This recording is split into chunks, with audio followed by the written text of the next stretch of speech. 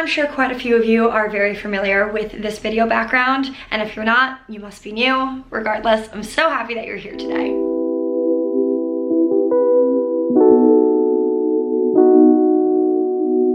Hello from my childhood bedroom. What's up, guys? Welcome back to my channel, or welcome if you're new here. If you are new here, hey, what's up? My name's Danny, and it has been way too long since we've sat down and done a formal Q&A. I love asking you guys on Instagram for questions or life updates or advice or any of those things because it allows me to have this kind of time with you to just sit down uninterrupted and chat. And I know that you guys love these videos as much as I love filming them. So I'm happy to be back doing another one. If you want to be a part of the next Q&A that I film, make sure to follow me on Instagram so you have the opportunity to ask me whatever questions you want. Obviously, make sure to subscribe if you haven't already done so. It's a really good time over here. And now that we are moving into December, you can expect lots and lots of uploads. So if you like New York City content, especially during Christmas time, you came to the right place. I feel like it's only right, given what I just said, to kick it off with a question that I received many times, and that is,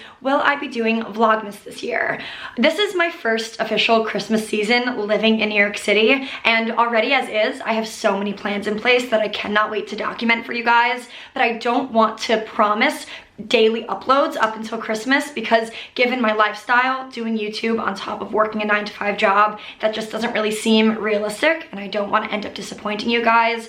But as of right now, my goal is to upload at least 3 times a week during December. I'm kind of coming out of my super busy season at work right now, which means it's going to be a lot more possible for me to push out a lot of content for you guys, and just uploading makes me so happy as is, and uploading during my favorite time of year is just double the happiness. So I have to do it. One of you guys asked me, how do you make friends as an adult?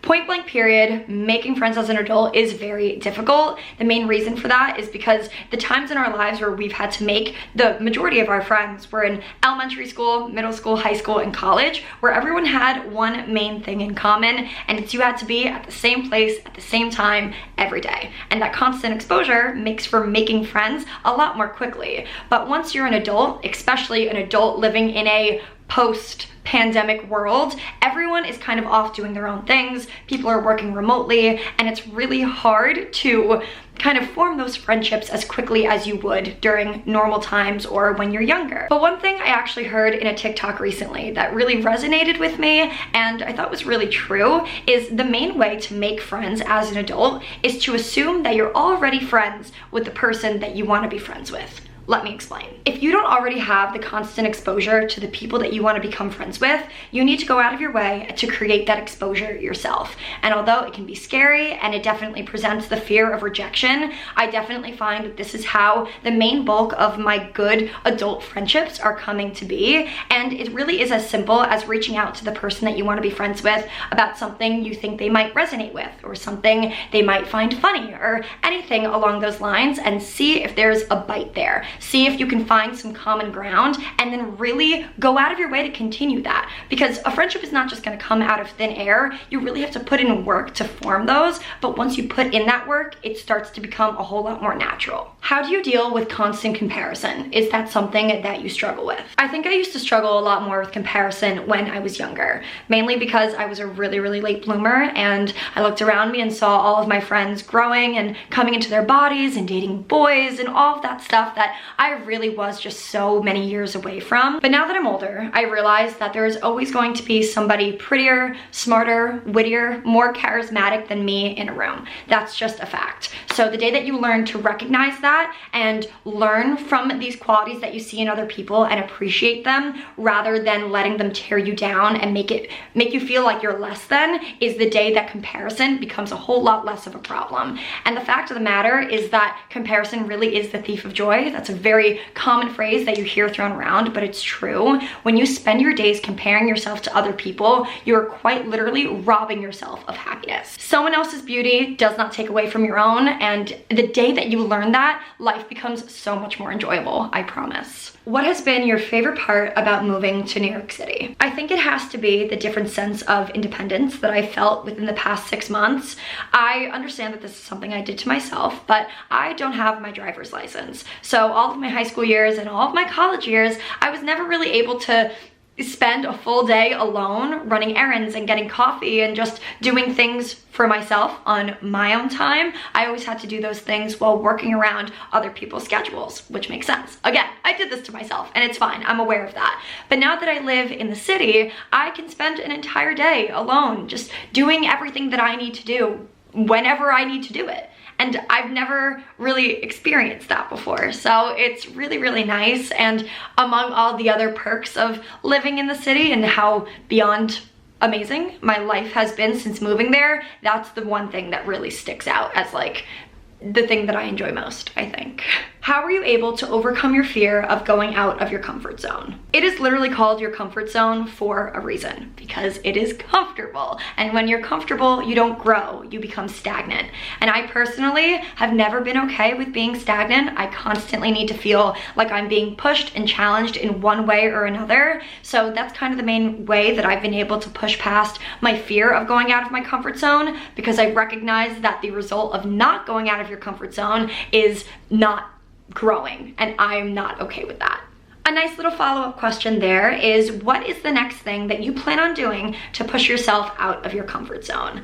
I love this question, and it really got me thinking, because I don't think it needs to be huge. You know, like I've had a lot of really big things in my life happen that have required me to step out of my comfort zone. Studying abroad was one of them, and moving into New York City was another. And I don't think I need to make a huge life change in order to feel like I'm growing, but I do want to continue progressing in some way or another. And one thing that's been a really, really big part of my life ever since I was in like kindergarten, maybe even earlier, is dance. Dance is something that is just very special to me, and quite honestly, within the past few years, I haven't been doing it much. So I would love to get back into taking dance classes, and on top of that, I think I would be a really good instructor. I don't know if it would be for proper dance classes or if it would be for like a dance workout class, but something along those lines. I want to try and get certified because I think I would be really good at it. What is the best piece of advice you've ever been given? You guys ask such good questions, my goodness. And this is something, again, that I've said in previous videos, but I really just gotta drive it home because it has made such a big impact in my life.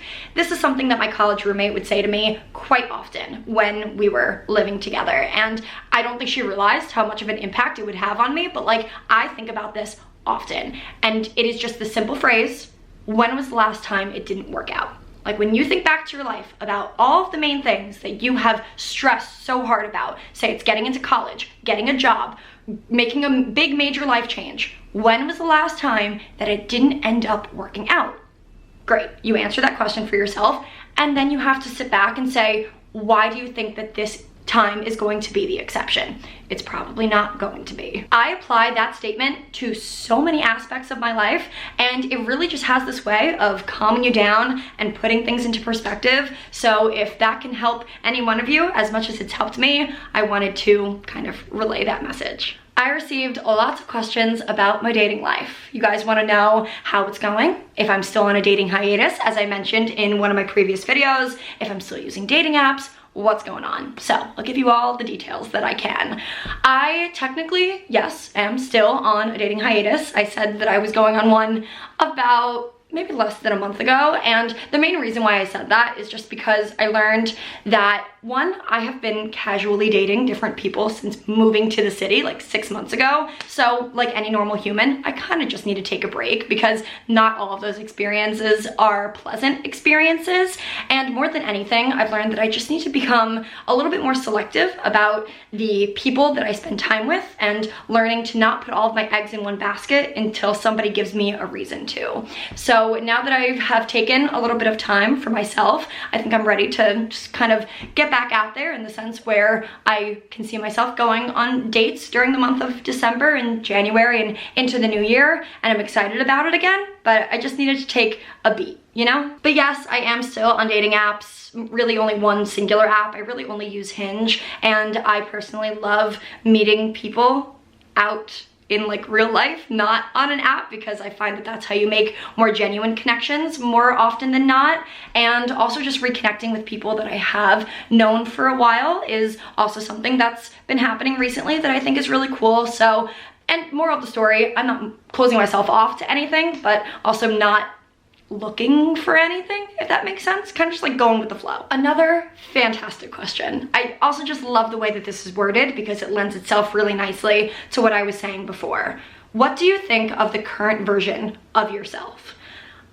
Because I am one of those people who constantly likes to push myself out of my comfort zone and evolve, that kind of means that I'm constantly evolving as a person in one way or another. And I can honestly say that the current version of myself is the most confident I've ever been. And it's not just confident in like my appearance, but it's confidence in just who I am as a person. I think I've really gotten a good grasp on who I am and what I like to do and the people I like to spend time around, and it's noticeable.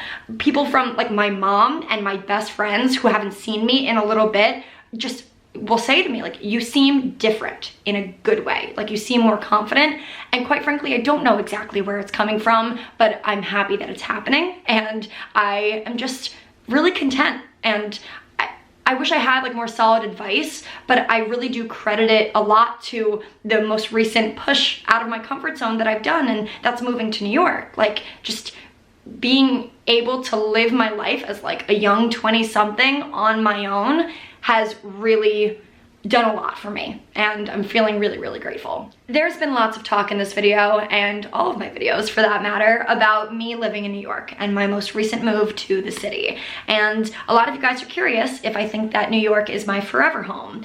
And it's difficult because I don't want to close myself off to anything, but as of right now, I don't really see a circumstance where I would live abroad or live in any other city for that matter, but that doesn't mean I'm closing myself off to the opportunity. I don't really know how that would come about or how I would be given the opportunity to do that. But if something landed on my lap today and it was like, you can move to Spain, I would do it in a heartbeat, because I don't know, I just think that would be so much fun. But unfortunately, as of right now, I don't really see a world where that could happen, but things could change. Always so many dating questions. You guys are so funny. Somebody asked me if I prefer dating friends or dating strangers.